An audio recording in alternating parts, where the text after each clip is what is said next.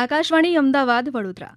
હવે પ્રસ્તુત છે દેવભૂમિ દ્વારકા જિલ્લાનો સમાચારપત્ર, જેના લેખક છે કરણ જોશી. મિડલ ઇસ્ટમાં ચાલી રહેલા તણાવ વચ્ચે પેટ્રોલ ડીઝલની અછત અંગેની અફવાઓ વિશે દ્વારકા જિલ્લા પોલીસે સ્પષ્ટતા કરી. જિલ્લામાં પેટ્રોલ અને ડીઝલનો પૂરતો જથ્થો ઉપલબ્ધ હોવાનું પોલીસે સ્પષ્ટ કર્યું. અફવાઓના કારણે પેટ્રોલ પંપ પર અનાવશ્યક ભીડ ન કરવા સૂચના અપાઈ. લોકો પેટ્રોલ પંપ પર લાંબી લાઈનો ન લગાવે તેવી અપીલ કરવામાં આવી. બિનજરૂરી રીતે પેટ્રોલ ડીઝલનો સંગ્રહ ન કરવા સૂચન અપાયું. જિલ્લામાં ઇંધણ પુરવઠો નિયમિત રીતે ચાલુ હોવાનું જણાવાયું. હાલ સોશિયલ મીડિયામાં ફેલાતી ખોટી વાતોથી સાવચેત રહેવા અને માત્ર સરકારી અને અધિકૃત માહિતી પર જ વિશ્વાસ રાખવા સૂચના અપાઈ. નાગરિકોએ ગભરાટ વિના શાંતિ જાળવી જરૂરી હોય તેટલું જ ઇંધણ ભરાવવા પોલીસે જણાવ્યું. દેવભૂમિ દ્વારકા જિલ્લામાં મુખ્યમંત્રી ગૌમાતા પોષણ યોજના હેઠળ 94 ગૌશાળાઓ માટે 4.98 કરોડ રૂપિયાથી વધુ રકમની સહાય મંજૂર કરાઈ. રાજ્ય સરકાર દ્વારા ગૌશાળા અને પાંજરાપોળમાં રાખવામાં આવતા પશુઓની સંભાળ માટે મુખ્યમંત્રી ગૌમાતા પોષણ યોજના અમલમાં મૂકવામાં આવેલ છે. જે યોજના અંતર્ગત પશુ દીઠ 30 રૂપિયા લેખે નિભાવ સહાય આપવામાં આવે છે. જે અંતર્ગત ઓક્ટોબર 25થી ડિસેમ્બર 25ના ત્રિમાસિક સમયગાળા દરમિયાન કુલ 94 ગૌશાળાઓના 18,074 પશુઓ માટે સહાય જિલ્લા કલેક્ટર રાજેશ તન્ના દ્વારા મંજૂર કરવામાં આવેલ હતી. આગામી તારીખ 27 શુક્રવાર ચૈત્ર સુદ નોમના પાવન દિવસે દ્વારકાધીશ મંદિરમાં યોજાશે ખાસ રામનવમી ઉત્સવ. રામનવમીના વિશેષ દર્શનને લઈને મંદિર પ્રશાસન દ્વારા કાર્યક્રમ જાહેર કરાયો. તારીખ 27ના સવારે 6:30 વાગે મંદિર ભક્તો માટે ખુલશે. ત્યારે ભક્તો મંગલા આરતીનો લાભ મેળવી શકશે. ત્યારબાદ 10:15 વાગે શણગાર આરતી, ત્યારબાદ 10:30થી 12 વાગ્યા સુધી મંદિર બંધ રહેશે. ત્યારબાદ 12થી 1:30 વાગ્યા સુધી રામ જન્મ ઉત્સવ આરતી અને ખાસ દર્શન યોજાશે. બપોરે 1:30થી 5 વાગ્યા સુધી મંદિર બંધ રહેશે. ત્યારબાદ સાંજના નિત્યક્રમ મુજબ મંદિરના દર્શન રહેશે.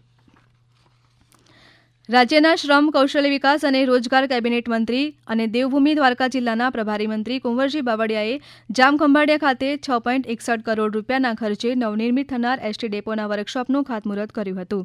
આ પ્રસંગે પ્રભારી મંત્રીએ જણાવ્યું હતું કે પ્રધાનમંત્રી નરેન્દ્ર મોદીના નેતૃત્વમાં દેશ જ્યારે અભૂતપૂર્વ વિકાસ સાધી રહ્યો છે, ત્યારે મુખ્યમંત્રી ભૂપેન્દ્ર પટેલ દ્વારા નાગરિકોના સર્વાંગી વિકાસ માટે અનેકવિધ વિકાસ કાર્યો પ્રતિબદ્ધતા સાથે હાથ ધરવામાં આવી રહ્યા છે. ભારતના ઉત્તર પૂર્વ પ્રદેશો અને પશ્ચિમ ભારતના ગુજરાતની સમૃદ્ધ સંસ્કૃતિના સમન્વયના અનુબંધનનો ઉત્સવ માધવપુર ગેડનો મેળો યોજાશે. ભગવાન શ્રીકૃષ્ણ રૂક્ષ્મણીજી સાથે વિવાહ કરીને જાન લઈને દ્વારકા પહોંચ્યા તે પૌરાણિક મહાત્મ્યને પુનઃ ઉજાગર કરતા દ્વારકામાં રૂક્ષ્મણીજીનું ભવ્ય સ્વાગત કરવામાં આવશે. આ કાર્યક્રમના અનુસંધાને જિલ્લા કલેક્ટર રાજેશ તન્નાની અધ્યક્ષતામાં જિલ્લા સેવા સદન ખાતે બેઠક યોજાઈ હતી. આ બેઠકમાં જિલ્લા કલેક્ટર રાજેશ તન્નાએ કહ્યું હતું કે 31 માર્ચ 2026ના રોજ દ્વારકા શહેરમાં શોભાયાત્રા, ભવ્ય મલ્ટીમીડિયા શો તેમજ સાંસ્કૃતિક કાર્યક્રમોનું પણ આયોજન કરવામાં આવશે. દેવભૂમિ દ્વારકા જિલ્લાના દ્વારકા તાલુકાના વસઈ ગામના જમીન રેકોર્ડ કોઈ કારણોસર ડિજિટાઇઝ ન થઈ શકતા ગામના નાગરિકોએ વિવિધ વહીવટી કામકાજના લાંબા સમયથી પારાવાર અગવડતાઓનો સામનો કરવો પડતો હતો. અંદાજિત 25 વર્ષો જૂના જટિલ પ્રશ્નને જિલ્લા કલેક્ટર રાજેશ તન્નાના માર્ગદર્શન હેઠળ વહીવટીતંત્રના સઘન પ્રયાસોની ફળશ્રુતિના પરિણામે વર્ષો જૂની સમસ્યાઓનો ઉકેલ આવ્યો છે.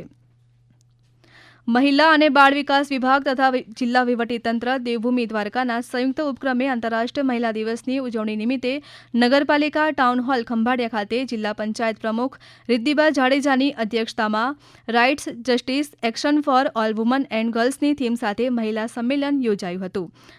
આ પ્રસંગે જિલ્લા પંચાયત પ્રમુખ રિદ્ધિબા જાડેજાએ સૌને આંતરરાષ્ટ્રીય મહિલા દિવસની શુભેચ્છાઓ પાઠવતા જણાવ્યું હતું કે મહિલાઓના સાહસ, સન્માન, દ્રઢ ઈચ્છાશક્તિની ઉજવણી અવસર એટલે આંતરરાષ્ટ્રીય મહિલા દિવસ. આપ સાંભળી રહ્યા હતા દ્વારકા જિલ્લાનો સમાચારપત્ર, જેના લેખક હતા કરણ જોશી. આ પ્રસારણ આકાશવાણીના અમદાવાદ વડોદરા કેન્દ્ર પરથી કરવામાં આવ્યું.